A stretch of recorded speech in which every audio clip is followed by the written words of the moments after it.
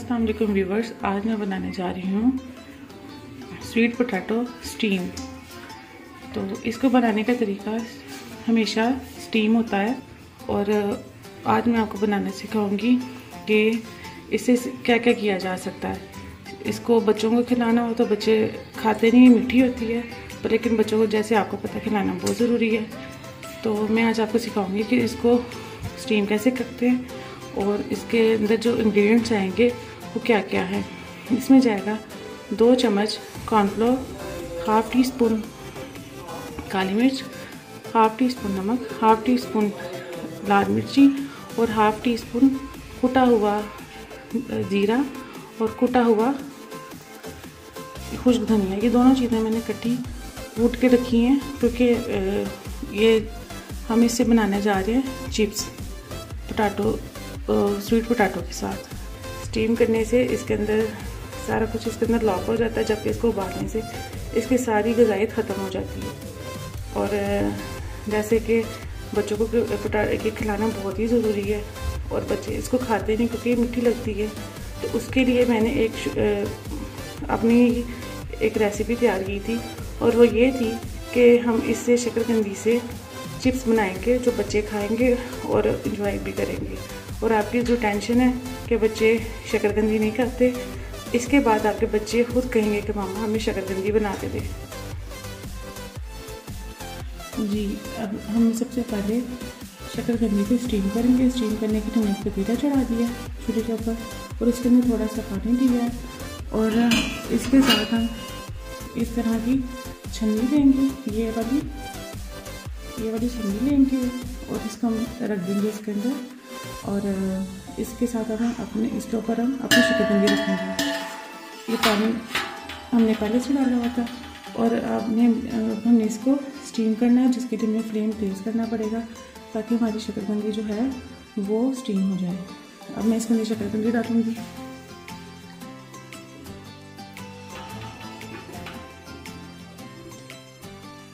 वैसे ये इस छन्नी के बगैर भी हो सकता है, पर लेकिन मसला ये है कि अगर इसमें सुराख होंगे तो स्टीम बाहर को आएगी। इसलिए कोशिश कीजिए कि इस तरह की छन्नी लें।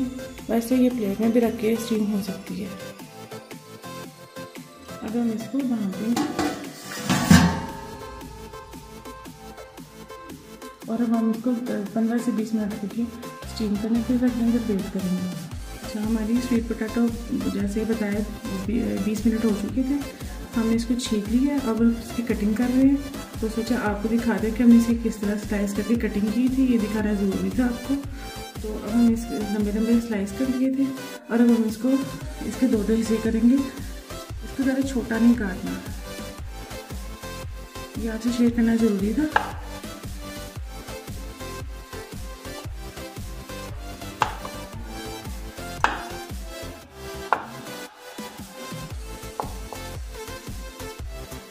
और अब हम इसका मसाला तैयार करेंगे। अब हम इसमें अपने सारे मसाले डाल देंगे।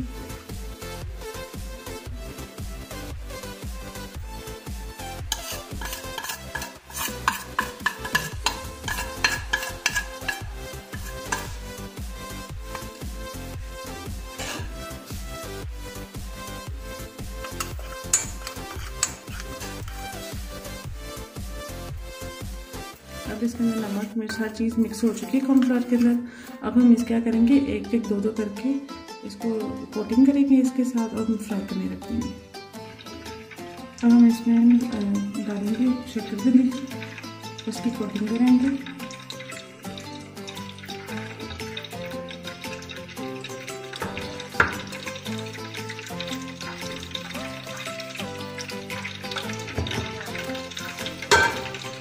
दो 3 करके डालें, जल्दी में इसे काम नहीं करना क्योंकि थोड़ी सी सॉफ्ट होती है। मैंने इसको थोड़ा ठंडा करके फिर मैं फ्राई हूँ। इसे गर्म भी फ्राई हो सकती है, फिर मैंने इसको ना ठंडा करके फिर ये करने वाली हूँ।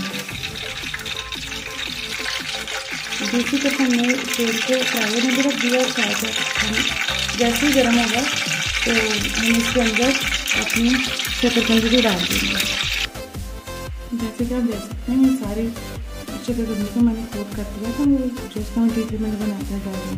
अब एक एक करके हम इसको फ्राई करेंगे। देंगे तेल में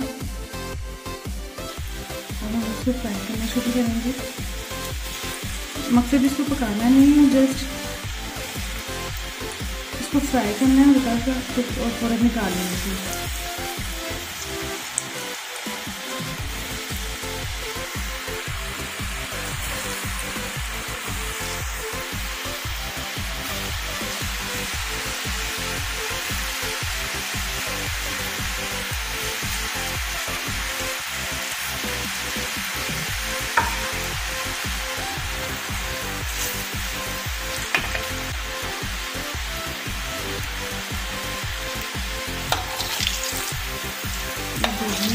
घर आ गए इससे हम इसको सबको एक जैसा कर लेंगे और फिर हम इसको फ़ौरन निकाल लेंगे।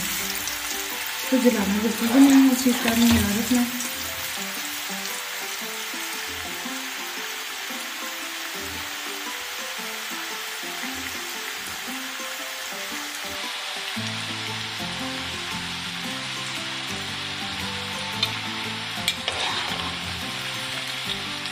इसको बड़ा प्यारा सा बादामी सा कलर आ गया। इसको वैसे ही खाया जा सकता है, बट मैं तरीका बता रही थी कि मेरे बच्चे नखरे करते थे, तो इस वजह से आपको पता है कि मदर्स को आइडियाज़ आते रहते हैं, तो मैंने ये आइडिया मेरा अपना है।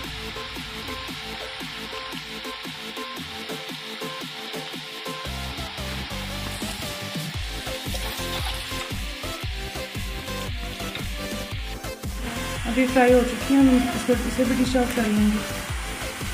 ये जो दूसरा बैच का वो भी रेडी हो जाएगा हमारा।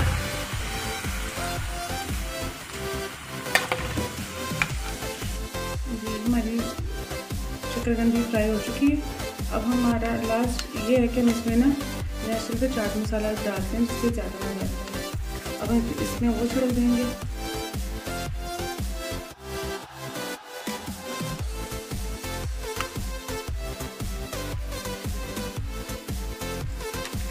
लीजिए हमारी मज़ेदार शकरकंदी फ्राई तैयार है। और अब आप अगर चाहें तो स्टीम करके वैसे भी इसको खा सकते हैं और फ्राई भी कर सकते हैं। हमारे चैनल को सब्सक्राइब कीजिए, शेयर कीजिए और लाइक कीजिए। इंशाअल्लाह मिलेंगे अगली रेसिपी का। Thank you.